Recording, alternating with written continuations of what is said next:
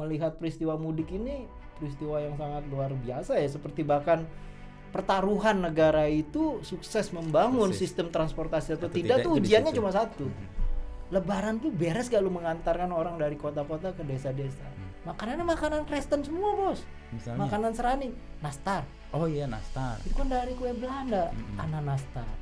Terus kue keju, itu kan dari kastanya. Kemudian makannya pakai semur, kecapnya cokin. Gue pikir sejarawan, ternyata ustaz.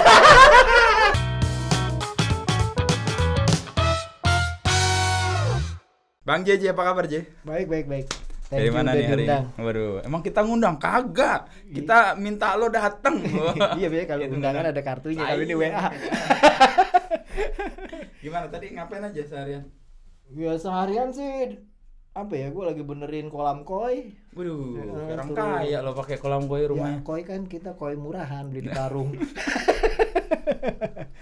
Terus yang ke Jakarta apa urusan orang mau ngerumusin apa tuh? Brand. Wus, mantap. Brand pariwisata ekonomi kreatif Jakarta. Sariawan botak kan lu mikirin itu gimana? Relasinya sama lu sebagai sejarawan apa? Nah itu yang gue nggak ngerti ya, karena mereka kan sebenarnya kalau gue lihat-lihat presentasinya itu sebenarnya mereka udah enjoy dengan enjoy Jakarta. Jadi ya Jakarta tuh tempat enjoy gitu. Menurut gue kalau pakai kata enjoy sebenarnya nggak perlu pakai pikiran lagi kan. Kalau nggak pakai pikiran nggak perlu kreatif gue bilang. Jadi enjoy aja gitu. Oh, mereka seneng sih senyum-senyum gitu. Karena ada pemikiran lain. Iya. Advokat lah gitu. Kira-kira gitu. Kita lagi rame nih. Gue manggil lo Bang JJ nih. JJ Rizal. Nanti gue ada satu teman lagi namanya JJ, tapi JJ yang lain yang punya lagu. Lagunya begini, nadanya begitu, maknanya nggak ada, mirip kayak pejabat. Agak subversif sedikit. Tapi kita mau ngomongin soal mudik. Ini orang-orang pergi dari Jakarta lagi banyak-banyak banget nih. Lo lihat ini sebagai sejarawan, ada pergerakan sejak kapan nih Jay sebenarnya? Ya ini sih fenomena yang kalau orang Betawi bilang fenomena kemarin sore sebenarnya gitu ya, belum lama banget ya. Artinya kalau kita buka-buka data lama arsip gitu kan, fenomena mudik ini kan fenomena pasca kembalinya ibu kota dari Jogja ke Jakarta. Dan orang capek kali ya perang ya. Oke. Itu kan masa revolusi. Iya. Ngungsi juga bukan karena mau balik ke Jogja, itu bukan karena mereka mau lebaran gitu, tapi mau menghindari perang, tapi malah jadi perang gitu. Jadi mereka udah capek lah. Makanya di Jakarta ada gedung Museum Nasional dulu disebut Gedung Jodoh begitu. Capek perang, kita cari jodoh, beranak pinak. Dan penduduk Jakarta bertambah memang, bukan karena hanya urbanisasi, tapi juga karena capek perang. Kemudian mereka berumah tangga, punya anak banyak. Kalau kita baca buku Pak Firman Lubis, salah satu dijelasin fenomena tahun 50-an, banyak anak kecil. Bayangin.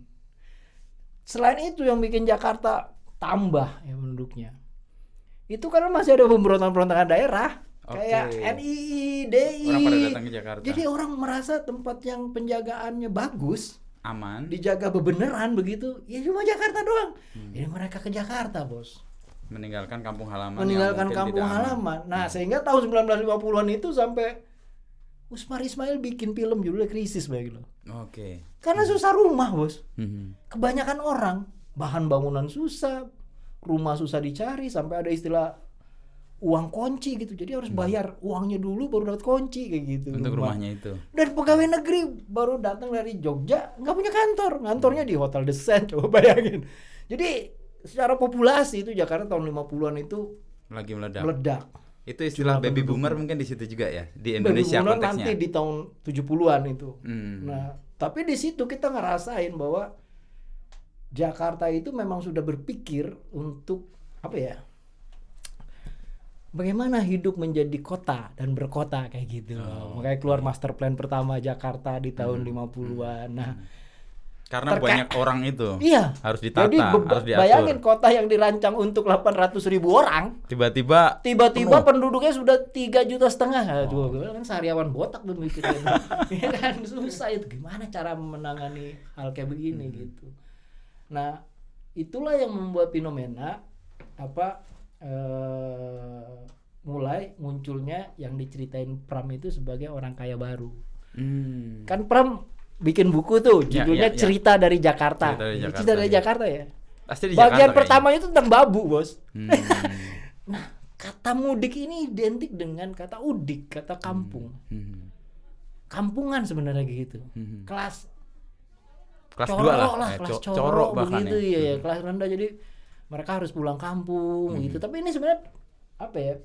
Stereotip yang dibina sejak masa kolonial sih, tapi orang-orang kaya baru ini kan kata Pram ya sama sebenarnya mental kolonial juga, memandang orang itu rendah begitu, nggak kelas begitu. Nah, jadi fenomena mudik itu mulai di situ. Tahun berapa mudik kan tuh? sebenarnya negatif. 60-an atau 50-an? 50-an pertengahan itu.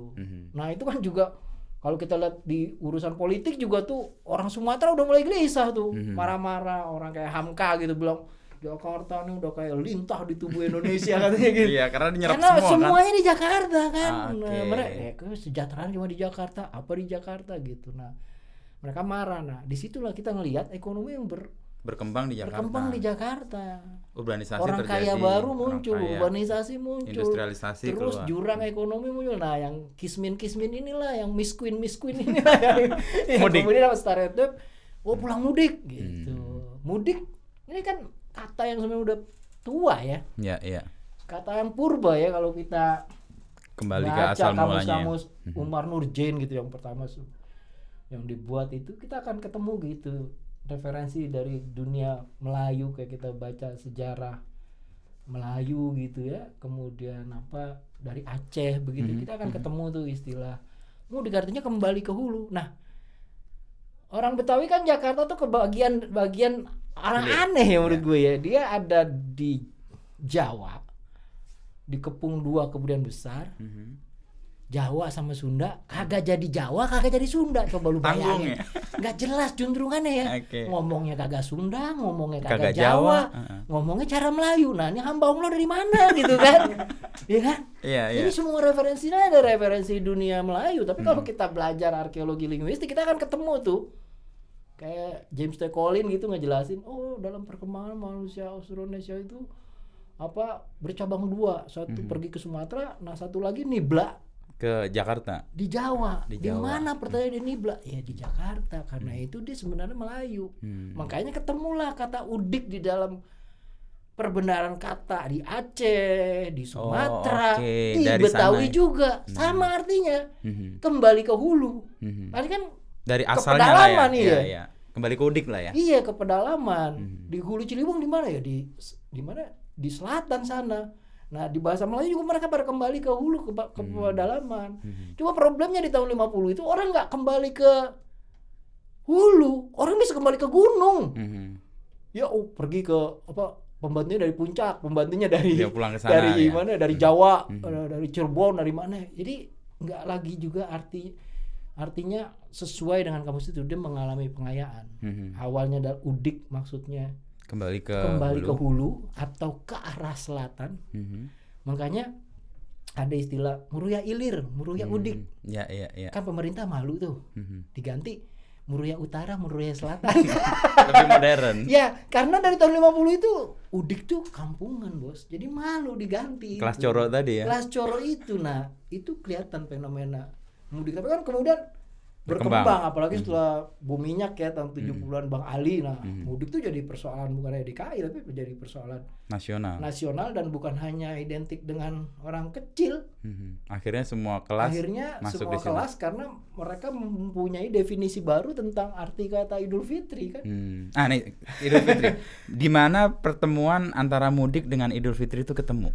Nah, apakah identik selalu mudik itu dengan Idul Fitri atau enggak juga? Atau sekedar orang punya waktu mudik ya mudik aja, nggak harus Idul Fitri? Enggak sih. Jadi kalau kita ngelihat kata Idul Fitri ini kan sebenarnya kata yang baru digunakan ya. Kata ini baru muncul kalau lu dengar lagu Ismail Marzuki, Bos. Lagu yang mana nih? Ya, Selamat Hari Lebaran. Oke. Iya kan? Selamat Hari Lebaran. Iya. Minal aidin wal faizin. Iya. Okay. Dia mengenalkan kata minal aidin wal faizin. Iya kan? Maafkan lahir dan batin, tapi juga di dalamnya dia mengenalkan ambiguitas penggunaan 2 istilah. Lebaran atau Idul Fitri. Coba bayangin. Dua tahun pertengahan bos, 54 atau 53, 54 kayaknya tuh hamba Allah ngajar nulis bikin lagu itu ya. Nah itu ada ambiguitas, artinya sebelumnya digunakan kata lebaran, tapi karena Bang Maing ini anak Betawi, anak pengajian, pake ya kan, Idul Fitri dikenalin juga pakai Idul Fitri bos. Nah yang menarik adalah kata Idul Fitri secara harafiah, idnya itu artinya kembali. Oh iya betul. Jadi kalau kata kembali bahasa ke Arab, ya? iya, itu kembali ke fitrah. Kata dasarnya kan tuh audah kalau nggak salah, audatun. Audatun kemudian juga jadi sumber kata dari audatun, istiadatun gitu. Jadi adat istiadat juga sama artinya kembali gitu.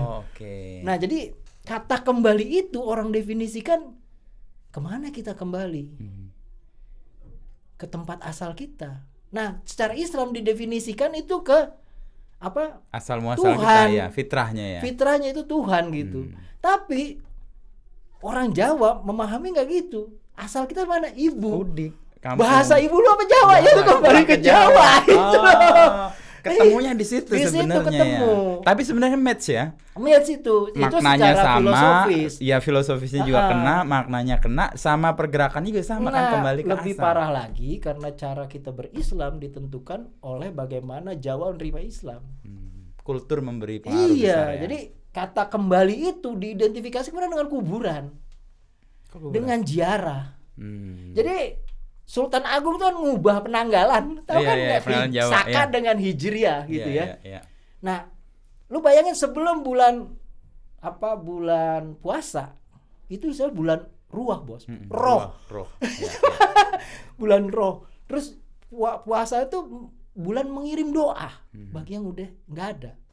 Nah, pertanyaannya adalah ini dari mana Islam kenal begini? Kan nggak ada mereka kenal begini. Nah itu yang kemudian para sejarawan, epigraf gitu mengaitkan istilah ini Idul Fitri ini dengan serada itu upacara besar zaman Majapahit misalnya. Kalau kita baca Desa Warnana atau Negara Kertagama, kita akan lihat tuh kan si raja kerjanya jalan-jalan aja, terus biar viral disuruh buzzernya nulis gitu kan, bikin berita blog, ini ada raja yang hebat gitu. Itu salah satu jalurnya ke Tulungagung bos. Oh Tulungagung. Karena di sana itu serada ibunya. Jadi dia kembali ke situ. Ibunya kembali ke asal. Itu ada mengaitkan kayak begitu. Tapi itu kan bagian kayak akulturasi ya. Artinya membuat kan Islam juga datang ke sini kan sebagai dalam tanda petik benda asing kan. Diterima oleh publik kan dengan cara mereka memahami dengan kan. Janji, gue nggak janji ya jadi mau kayak apa. Ya jadinya gitu karena lu kalau lihat ya di Timur Tengah itu orang nggak merayakan Idul Fitri bos. Yang orang rayakan itu Idul Adha. Itu sampai ada haji besar istilahnya. Ya itu kayak kalau di kita di Madura lah. Madura justru Idul Adha. Bukan Idul Fitrinya kan. Betul. Itu lebih kan. Ajaibnya di kita itu di dunia Melayu itu yang dirayakan adalah Idul Fitri. Idul Fitri karena apa? Ya sekali lagi karena orang Jawa itu match dengan ritual yang biasa mereka lakukan. Iya, dan ritualnya itu menyangkut bukan hanya terkait dengan roh leluhur, tapi juga bayangan mereka tentang puasa, bos. 30 hari puasa itu memberikan suasana spiritual batin yang luar biasa itu. Sehingga mereka begitu selesai. Begitu selesai itu kan pengalaman rohani yang luar biasa, dan itu membekas sekali buat orang Jawa sehingga mereka menyebutnya sebagai rioyo besar itu kan. Rioyo bodoh apa gitu loh. Hari raya makanya. Nah, orang Betawi menggunakan kata lebaran ya sama. Kalau di Betawi apa makna lebaran yang kemudian dipahami oleh orang Betawi? Dunia yang luas, yang terbuka. Lebar ya dikata lebar. Pamungkas itu. Kembali ke mudik nih, J. Ini kan mudik itu sesuatu yang kemudian ya tiap tahun dan jadi rutinitas yang nggak hanya membuat orang bahagia tapi juga melelahkan juga sih untuk orang yang berangkat gitu ya. Kalau kita lihat sejarahnya kan dari tahun 60-an itu ada upaya memang membantu mereka para pemudik itu pulang kan.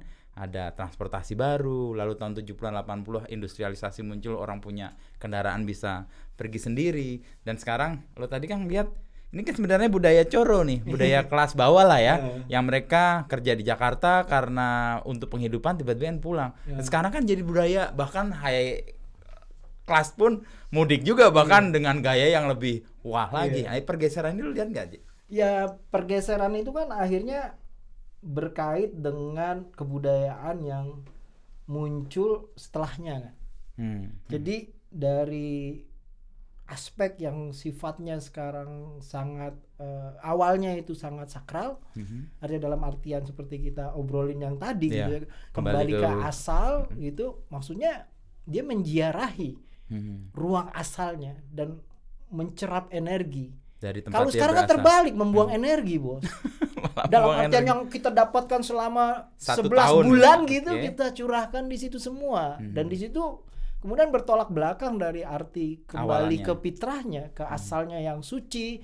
Karena apakah kita show off, pamer itu suci gitu. Kayak tadi yang lu sekarang jadi ini. Itu kan bertolak belakang semua begitu. Apakah pemborosan? Nah, kemudian ada istilah kan di Betawi itu, mau lebaran ngasih duit, itu nanggok katanya. Nanggok. Jadi nanggok itu cari kesempatan begitu. Kesempatannya orang lagi berbagi, orang lagi lagi mau baras-barasan, mau pamer kayak gitu. Jadi nanggok, nyuri kesempatan kayak gitu. Jadi fenomenanya itu berubah. Yang tadinya sakral kembali ke asal, orang menyerap energi, sekarang malah menemukan akarnya tradisinya, gitu ya. Akarnya terkoneksi lagi dengan ruang azalinya gitu. Ini sekarang kan enggak. Tujuan orang Pulkam enggak seperti itu lagi kan mayoritas gitu. Dan itu juga timbul dari pertanyaan-pertanyaan oposisi antara desa dengan kota kan. Seolah-olah desa itu adalah sesuatu yang perlu disantuni. Perlu dikotakan. Nah, dulu kan terbalik, desa itu menyantuni krisis energi yang dialami oleh kota. Nah, menarik ini. Jadi ada perubahan paradigma, orang memandang yang tadinya mudik terus jadi juga melihat kota dan desa ya. Iya, itu istilah orang Betawi itu pengki naik ke bale sebenarnya. Apa nih? Pengki naik bale. Pada tahu pengki enggak? Pengki itu tempat buat ngambil sampah kan? Iya. Naik ke bale, jarang-jarang kan? Iya, artinya sesuatu yang tidak sepantasnya dilakukan ada di situ. Ada di situ. Pengki naik balik nih orang-orang. Kalau kita lihat nih malam-malam ini kan kayak wabah tuh orang-orang tuh bergerak. Kalau kita lihat merah semua nih mobil. Ya itu sebenarnya juga digerakkan oleh, dulu yang paling menarik adalah oleh energi kekangenan kan. Oke. Kalau kita kangen tuh energinya gede ya? Iya, besar lah. Sampai ada yang bilang kalau kangen gak usah lu lah, gua aja yang tanggung. Gua gak bakal kuat. Gua aja. Iya, lanjut aja. Kangen gitu. Itu karena energinya gede banget dan berat. Bayangin dulu dengan sistem transportasi yang begitu rupa buruknya. Kita setiap tahun harus melakukan ritual mudik itu. Itu peristiwa besar seperti kalau kita lihat di Timur Tengah pada musim haji itu orang pas puasa itu mereka bergerak kan tuh. Lewat padang pasir, karavan itu panas-panasan itu kan, itu juga yang dulu dialami karena itu perjalanan spiritual. Bukan perjalanan pamer material gitu loh. Itu peristiwa yang menarik ya menurut gue itu perjalanan yang luar biasa mereka tempuh ya, karena mereka punya kekangenan, kehausan bahwa mereka compang-camping di kota dan harus penuhi kerinduannya ya. Gitu loh. Oke, pulang harus untuk dikasih memenuhi lagi air pegunungan yang segar dari desa. Supaya fresh gitu ya. Energinya balik gitu ya. Tapi fenomena itu kan agak bergeser setelah kita transportasinya mudah gitu. Paling enggak 10 tahun terakhir kita lihat kan orang ke Jawa atau mudik itu kan bagian dari menunjukkan ke orang-orang di kampung nih. Gue punya pengalaman, kemarin gue baru ketemu salah satu menteri. Mas Inu nih, ada fenomena yang menarik. Orang mudik ke kampung bawa mobil tuh bukan apa-apa, nunjukin ke mantannya, ngasih tau ke mantannya, nyesel lo gak milih gua. Itu banyak tuh yang kayak gitu tuh, untuk menunjukkan betapa dia sudah berhasil di sebuah kota. Ya itu kan ada yang menarik ya, ada kita kan kembali ke fitrah, kepada kesucian. Idul Fitri gitu, kembali ke fitrah, kembali kepada kesucian. Kenapa jiwa kita itu tidak suci? Karena dipenuhi oleh kotoran yang menjadi hitam. Karena itu dalam konteks sufisme Islam itu dibilang zulm. Kemudian pemimpin yang hatinya gelap disebut pemimpin yang zalim, dari kata zulm itu kan. Dan lawannya itu nurani, penuh cahaya gitu. Nah, yang kayak begitu yang mau show off ke mantannya itu kategori zoom. Yang mana? Itu bukan kategori kembali ke fitrah menurut gue gitu. Kembali ke mantannya namanya fitrah. Tapi meskipun sekarang kan fasilitas oke ya, artinya transportasi orang bisa memilih kan, banyak pilihan. Kalau zaman dulu kan emang susah banget ya. Terus orang diberi jalan juga akses, tapi juga mudik rumit juga nih belakangan ini. Karena punya challenge yang baru lagi kan, satu ruas dibarengin satu wabah yang gede banget, itu kan ya pasti akan stuck juga gitu ya. Ya memang kita dalam 2 dasawarsa terakhir melihat peristiwa mudik ini peristiwa yang sangat luar biasa ya, seperti bahkan pertaruhan negara itu sukses membangun sistem transportasi atau tidak tuh ujiannya cuma satu. Lebaran tuh beres gak lu mengantarkan orang dari kota-kota ke desa-desa, dari satu kota ke kota yang lain gitu. Jadi itu gambar paling gampang untuk ngelihat bagaimana negara repotnya menyiapkan jalan, sistem transportasi gitu, melayani ya rakyatnya ketika mendekati bulan puasa. Tapi menurut gue ini bukan pengalaman yang baru ya. Dulu juga pemerintah kolonial mengubah seluruh sistem kalender mereka untuk menghormati hari Lebaran, menyiapkan hari Lebaran, karena pas hari Lebaran semua itu harus dihitung berdasarkan hari Lebaran, sehingga tahun ajaran baru pun mengikuti Lebaran gitu. Sampai segitunya. Karena mereka di sana juga gitu kan, mengikuti Natal kan. Ya, nah, tapi kan di sini enggak. Tapi mereka ngeliat ini fenomena harus kayak gitu. Oke. Jadi dulu sibuk menyiapkan tahun pelajaran, kalau sekarang menyiapkan perjalanan. Tapi benar sih, ujian bahwa negara ini berfungsi atau tidak, sistem yang dibangun reliable atau tidak, itu terjadi ketika puncak beban itu terjadi. Apakah mereka bisa atur skenario, membuat strategi perjalanan. Bahkan beberapa pihak kan menganggapnya sebagai redistribusi ekonomi kan. Selama 1 tahun itu pemerataan hanya berjalan selama 3-4 hari. Masa Lebaran katanya. Dari satu kota yang jadi semua pusat tadi lintah yang menyedot republik ini, dia pergi ke daerah yang apa tadi lo nyebut energi, bukan nyedot energi malah buang energi, itu pun 3 hari kan ya. Nggak terlalu kuat. Berarti lo support dengan ibu kota negara baru dong? Maksudnya? Karena kan ada pemerataan yang lain. Pertanyaannya, pertanyaan besarnya itu sebenarnya apakah dengan ibu kota yang baru akan ada pemerataan? Nah, ekonomi akan tumbuh nggak gitu ya? Itu pertanyaan sebenarnya. Karena itu 2 rel yang berbeda ya menurut gue ya. Pindah ibu kota menjawab persoalan ekonomi pemerataan itu kayaknya 2 rel yang berbeda deh. Nah, kita kembali ke mudik lagi. Itu kita ngobrol yang lain nanti. Itu lebih seru tuh kayaknya pas ada historisnya lagi nih. Lalu mudik itu kan jadi sesuatu yang kayaknya orang tuh harus banget gitu ya. Sehingga buat kita orang Jakarta, orang Betawi sebenarnya nunggu saat orang pada mudik. Kenapa? Karena Jakarta kan lengang. Jakarta kita bisa tiduran di jalan tuh. Gue punya tahun berapa ya? 2018. Gue di Sarinah itu gelar sofa dan itu jadi tren tuh waktu itu. Jadi media sosial. Sekarang mudik juga karena fenomena media sosialnya jadi unik juga sih. Karena tadi orang mau lihat bikin konten kan, perjalanan di kampungnya, cerita segala macam, dan juga orang Jakarta yang kehilangan mayoritas penduduknya menjadi lega tuh. Sebagai orang Betawi lo ngelihat fenomena Lebaran yang dari tahun ke tahun gimana? Ya itu refreshing ya, ruang ya. Refreshing ruang. Iya, makanya gue tiap Lebaran tuh naik sepeda gue. Keliling ke Jakarta. Ya dari Depok terus mudik ke Rablong. Ke keluarga besar lah di Batusari, Rablong terus sampai Tanjung Duren sampai Grogol gitu ya. Dan ngelihat itu memang benar-benar jadi apa ya? Jadi kalau kita bayangin tuh tiba-tiba itu jadi milik orang Betawi lagi gitu loh. Kota jadi, yang tadinya gue bisa bernostalgia, nih dulu tanah engkong gue gitu. Kalau hari biasa lo nggak bisa melakukan itu. Keriuhan yang luar biasa itu loh. Nggak mampu membuat kita tahu ya. Jadi itu apa ya? Gue jadi bisa menyerap energi gitu. Selama bersepeda itu bisa menyerap energi gitu, karena ruangnya itu tiba-tiba ruang yang gue dapati bukan lagi penuh manusia yang kayak begitu di sebuah kota begitu padat begitu ya, tapi ruang yang kosong gitu. Wajar lah. Ruang yang membuat kita punya apa ya, punya atmosfer space untuk space gitu untuk balik ke ruang asalnya gitu. Jadi gue berlebaran juga kembali ke ruang asal gue gitu. Mudik juga gitu. Tapi dalam arti yang lebih spiritual sebenarnya. Melihat patok-patok kuburan berupa gedung-gedung raksasa gitu kan. Dulu ngkong kita di sana dulu, gitu. Oh ini kampung kebun kelapa. Pohon kelapanya kemana? Kagak ada nih. Kebun jeruk, jeruknya kagak ada. Kayak gitu. Jadi ada ziarah juga sebenarnya. Ziarah kembali ke ruang asal gitu.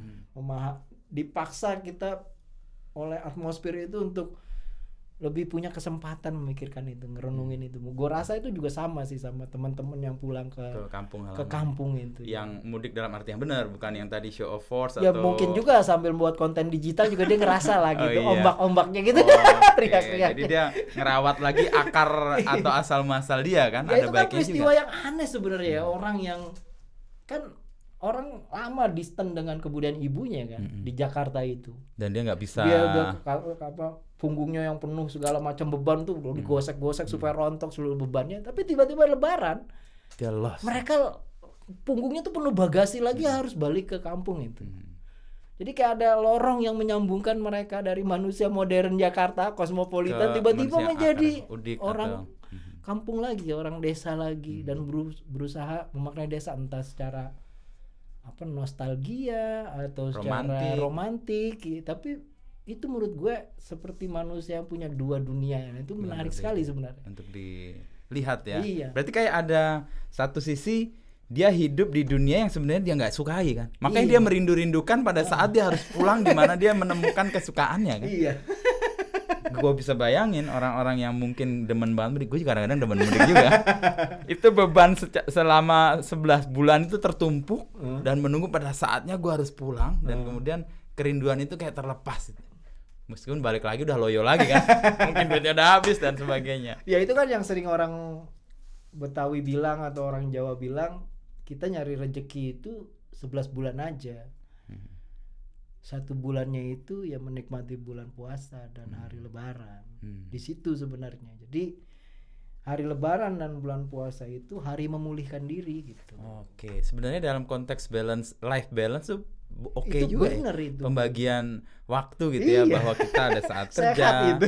Sehat sebenarnya kan. 1 bulan terakhir ya itu dengan pengandaian hidup kita 11 bulan oke, dan punya rezeki yang memadai untuk kita habiskan selama 1 bulan ya. Kalau enggak ya problem. Kan banyak pinjol.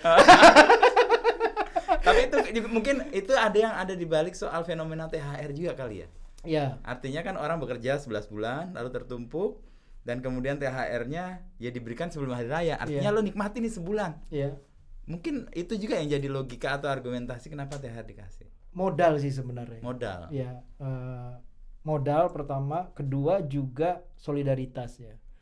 Karena kan kita tahu yang Golin ini sebenarnya awalnya gagasannya itu Sukiman dari Mas Yumi. Ya, itu gagasan Islam, persaudaraan, sedekah, sesama Islam itu kuah gitu ya, memberikan. Dan kedua bantuan. Memang waktu tahun 50-an pegawai negeri itu kismin Bos. Jadi perlu santunan lah dari pemerintah. Sobat miskin lah. Iya gitu ya. Jadi perlu santunan gitu. Jadi sampai orang Islam, orang Mas Yumi, Sukiman ini ngerti banget gitu loh kondisi realnya itu, bahwa dalam konsep Islam kita nggak bisa biarin begini. Kalau kita biarin kayak korupsi merajalela begitu. Terus mereka nggak bisa konsen untuk menikmati hari besar dalam hari Islam gitu ya, hari rayanya Islam.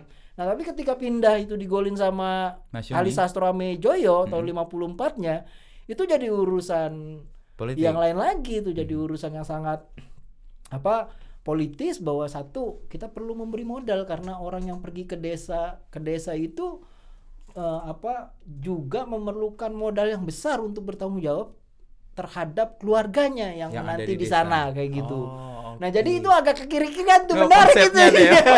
Bener ya. Nah itu jadi tapi kemudian terus diperbaiki kan konsep itu sampai jadi yang kita kenal sekarang. Tapi gagasan awalnya adalah gagasan paling menarik, mau Islam mau yang kelompok nasionalis kiri kayak PNI gitu. Itu jalan tengahnya ada solidaritas sebenarnya. Afirmasi ke bantuan ke orang-orang yang tidak solidaritas itu. Jadi yang kaya itu memberikan, ya makanya ada acara bagi-bagi angpau kan waktu Lebaran.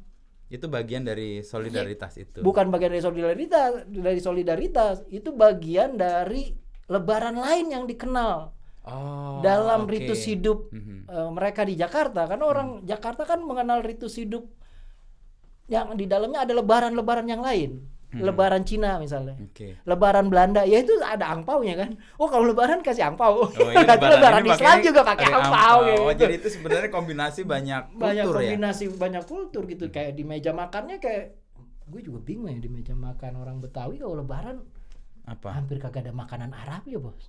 Kan itu Korma baru dikenal tahun belakangan. 20-an setelah Muhammadiyah Oke. masuk. Makanannya makanan Kristen semua bos. Misalnya. Makanan serani, nastar. Oh iya, nastar. Itu kan dari kue Belanda, ananastar. Mhm. Terus kue keju itu kan dari kastangel. Astengel ya. Iya. Yang gue tau kalau di kampung gue dulu akar kelapa. Nah, Terus apa uli tape sama itu apa yang bikin kayak dodol. dodol itu Bali. Di Bali ya. Iya, terus pakai makan ketupat itu tradisi pra-Islam agraris. Kemudian makannya pakai semur, kecapnya cokin. Jadi emang kombinasi segala macam Nah, itu kultur ya. Kan itu gila ya, di meja makan kita diajarin solidaritas dalam Persis. bentuk yang lain. Solidaritas atau penerimaan atas keragaman Iya. kultur yang kita hidupi setiap hari. Iya, dan itu menurut gua bukan hanya pluralisme ya, bukan hanya multikultural, itu interkultural itu. Ada manisan-manisan yang sebenarnya itu kan identik dengan Imlek. Iya. Nah, Makanya orang yang merah. menariknya juga orang Tionghoa di sini. Makan ketupat juga, makanya ada lontong cap gome. Nah, itu kan menarik kayak gitu. Campur kan itu mereka pra-Islam ketemu agraris itu iya. ya. Oh.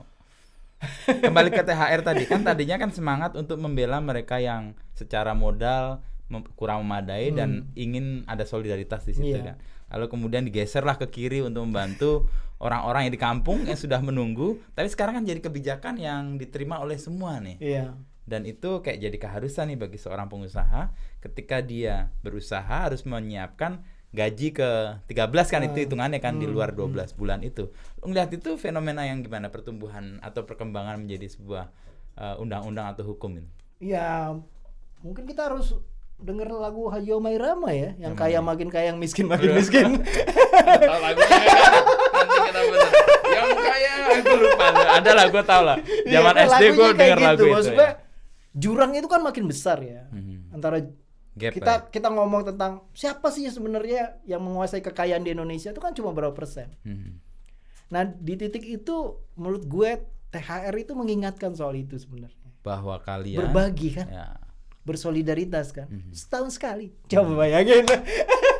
Jangan telat. Karena setahun sekali. Jadi itu mungkin warisan antara Islam modernis dengan nasionalis kiri yang paripurna menurut gue salah satu THR. Oh.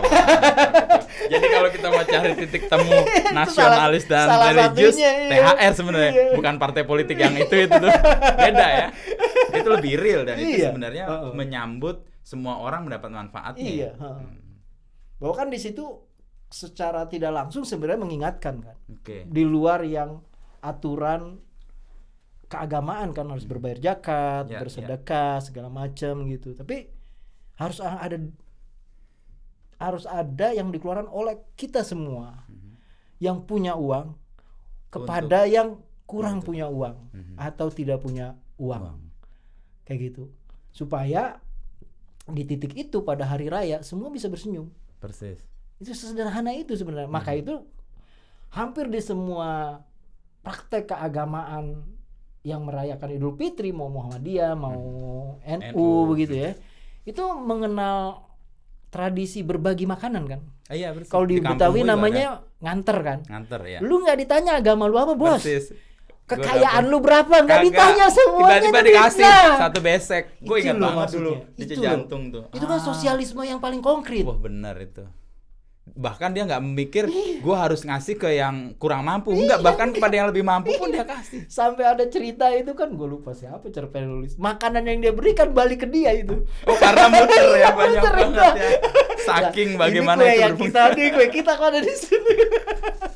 Tapi itu terjadi sih zaman gue kecil, gue ngerasa. Iya. Waktu kecil itu gue nggak ngerasain Lebaran, atau nggak, artinya nggak ngerayain Idul Fitri, tapi Lebaran karena Iya. rumah tetap orang datang dan sebagainya, meskipun dia tahu gue nggak Idul Fitri. Iya. Dengan bawa anteran. Ya. Itu orang Betawi senior di kampung gua di Cijantung itu, Pak Rusli namanya, dia ngasih makanan ke rumah gua biar gua lebaran gitu. Padahal gua nggak lebaran, tapi Nah, itu jadi kebiasaan yang betul. hidup di kampung itu. Di titik itu kan kita nggak bisa lagi bilang hari raya Lebaran, Rioyo, Idul Fitri itu sebagai peristiwa agama, Kultural ya. peristiwa budaya. Persis. Karena nggak ditanya lu KTP-nya tulisannya Islam, Kristen, Buddha, Hindu, enggak. Persis ya. Lu merayakan sebuah peristiwa budaya yang milik kita bersama. Ada banyak bendera di atasnya. Ya sampai orang Betawi di meja makannya pun lo ini kue Kristen. Iya. Ada kue Cina nih. Segala macam. Nah, itu maksud gue itu sebenarnya peristiwa spiritualistik yang kaya. Kenapa kadang kita miskin merayakannya. Itu yang memaknainya secara miskin ya. Padahal kalau kita lihat dan bedah gitu. Berangkat dari meja makan aja, kita akan tahu anjir nih. Betapa kaya nih kultur yang kita rayakan di kan hari kita raya ngomongin itu. Moderasi beragama, intoleransi. Meja makan lu tengok selesai. Kalau masih membantah itu lu berarti nggak layak makan semua makanan yang pas lebaran. Puasa lu kagak beres, Bos. Mantap ini. Kembali ke THR. Kan sekarang jadi sebuah kewajiban nih. Artinya bagus juga dong karena ini kan support untuk mereka yang istilahnya tadi ada gap, lalu ada pengusaha yang harus memberikan semacam kelebihan atau rezeki yang lebih kepada orang lain. Sekarang jadi wajib dan kadang-kadang kan jadi persoalan tuh buat pengusaha. Kalau dia menjadikan itu persoalan, harusnya ada yang nggak beres tuh dengan kekayaan yang dia tumpuk. Ya itulah yang kembali kepada konsep Islam sufisme tadi itu. Ada kegelapan di situ, ada zulm itu. Dia nggak punya nurani kan? Kalau bahasa kita ngomongin nurani kan artinya cahaya ya, sumber cahaya gitu. Jadi dia suci karena bening gitu aja bisa bercahaya. Tapi kalau gelap ngeluh aja dan bawaannya. itu bukan urusan agama Islam menurut gue. Tapi itu urusan etik. Kalau dalam kita konsep bermasyarakat dan itu secara komunal, spirit cross agama lah ya, cross religion itu karena itu etik gitu. Sesederhana itu sih menurut gue ya. THR udah. Nah sekarang gimana tradisi mudik di Indonesia ini lo bisa padanin dengan tempat lain? Lo udah lihat nggak? Thanksgiving sih bos, gue pernah lihat Thanksgiving kan November ya, tanggal 2 kalau nggak salah ya. Pernah itu ya Allah itu orang kayak mau mudik itu di Amerika itu gila gue bilang. Dan semua itu fenomena sama, pengen berada di tengah keluarga, pengen kembali ke asal. Karena berat rindu itu ya. Iya, rindu itu berat itu ya. Jadi lihat bandara itu orang ya Allah kayak apa gitu. Dan Thanksgiving ya. Tapi kan di Amerika kalau kita nonton film-filmnya keluarga itu menjadi sentral kan. Persis. Artinya lebaran mereka Thanksgiving itu mewarnai begitu dalam. Benak mereka sehingga hampir semua ekspresi kebudayaannya basisnya ada keluarga. Nah, di kita kan terbalik. Nggak komunal banget, basis lebaran itu sangat komunal yang tadi kita semua jelasin, ngantar segala itu sangat komunal. Tapi habis lebaran itu hilang semua kayaknya. Hilang semua itu. Nah, itu menurut gue jadi menarik kenapa istilah Idul Fitri itu kembali ke asal ya. Kembali itu kan dia berputar kan jadi kayak siklus kan. Jadi kalau lu gagal tahun depan jangan ya, ada lagi loh belajar. Kesempatan. Iya kan, masih ada lebaran. Makanya orang Betawi kalau lebaran yang udah tua-tua ngomongnya doain ya biar lebaran besok kita ketemu lagi. Iya, kayak gitu. Jangan sampai kayak Bang Toyib. 3 kali lebaran gak ketemu. Ini nyaris nih kita karena pandemi lebarannya kayak Bang Toyib semua. Untung aja nih tahun ketiga kita bisa lebaran kan enggak jadi Bang Toyib ya. Oh, doa itu sebenarnya menginspirasi atau terinspirasi dari bahwa dari pemahaman bahwa itu siklus kan. Kalau kita gagal, kita ada kesempatan lagi, masih ada umur. Perbaikinya lagi. Iya. Dan itu kan menggambarkan Rohman Rohim ya, Maha Pengasih, Maha Penyayang. Dia begitu kasih, begitu sayang sehingga lu diberi kesempatan untuk berevaluasi. Tahun ini lo fail, tahun depan lo masih bisa diberi ruang lagi. Ya kayak UMPTN lah, Bos. Ya atau lu nembak sampai 3 kali kan, enggak bisa semuanya. Ya kayak Assalamualaikum. Kalau Assalamualaikum 3 kali kan belum berarti kagak ada orangnya, kagak ada rezeki lo ya. Assalamualaikum Bang. Tapi kedalaman konsep yang kita hayati dan kita jalankan selama ritus mudik ini, lo tadi lihat kayak ada pendangkalan makna ya sebenarnya. Karena tadi ya ada karena kan kita bicaranya hanya bagaimana menyukseskan perjalanan mudik. Bagaimana mudik yang nyaman. Tapi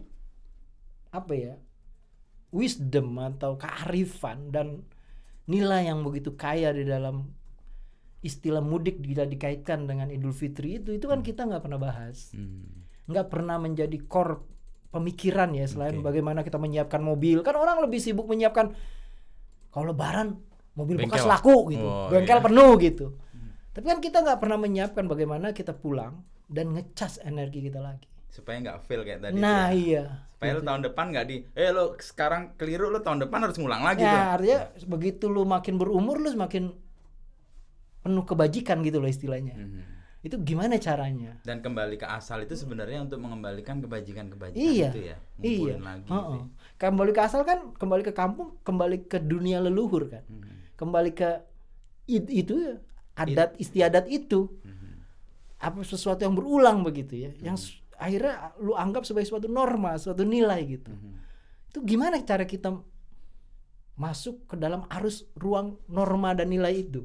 Itu yang menurut gue nggak kita omongin sebenarnya, nggak kita obrolin setiap fenomena mudik atau lebaran. Kita kehilangan itu karena kita kesibukan pada bagaimana menyewakan perjalanan yang asik gitu, pos-pos polisi apa segala macam ini, tapi pos rohani gimana? Padahal itu yang sebenarnya mau dituju dari di perjalanan tengah Indonesia itu, yang tengah menghadapi banyak problem kayak begini, sebenarnya cara kita merayakan lebaran kita itu kita mesti tambah, kita mesti charge. Bukan hanya yang sifatnya bagaimana kita menyiapkan perjalanan dalam artian fisik, juga perjalanan dalam artian batin ya. Itu sih. Kalau itu di udah kayak Ustadz gue tertegun gue ngomong apa nih, gue kayak dapet pencerahan yang gue bingung. Gue udah kayak Kiai Mas Yumi ya. Bener juga tapi bener loh. Itu orang sering abai. Itu sebabnya mungkin ya orang kecapean luar biasa ketika mudik, karena dia nggak menghayati makna di baliknya. Hanya fisiknya aja capek, dia harus pergi ke satu titik ke titik lain yang di mana-mana macet. Tapi kalau dia menghayati spiritualnya, kan mungkin justru menghayati penderitaannya itu jadi sesuatu kan. Iya, gue juga ngebayangin itu perjalanan itu ya, kayak tadi gue cerita ya, bagaimana dulu orang mudik pulang kampung itu perjalanan yang berat ya. Itu kayak Via Dolorosa gue berpikirnya ya kan. Ada tentang Via Dolorosa, jalan salib itu, jalan menuju kesusahan ya. Itu kok ngebayangin kayak gitu. Persis. Tapi kalau kehilangan makna spiritualnya jadi capek doang. Iya. Nggak dapet. Iya Pak, ya paling jauh pemaknaan spiritualnya kita ketemu tempat kuliner yang bagus-bagus lah gitu kali ya. Atau ketemu mantan yang sekarang sama orang lain. Tapi benar, gue mau closing nih. Rindu itu berat. Makanya kita butuh 1 bulan untuk mengecas kerinduan kita, entah ke kampung halaman dan sebagainya. Dan 11 bulan yang lain adalah persiapan untuk menuju kerinduan itu. Tapi ya benar kan? Gue udah kayak Ustaz loh. Tapi kalau gitu kita kayak hidup yang dua dunia yang berbeda nggak, J? Menurut lo? Ya menurut gue enggak ya. Justru kan itu ideal kan.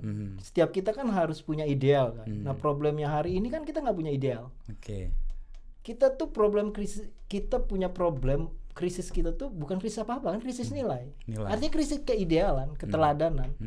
Justru menurut gue hari raya yang paling besar yang disiapkan dengan luar biasa ini tuh hari kita nanggok keteladanan, nanggok nilai.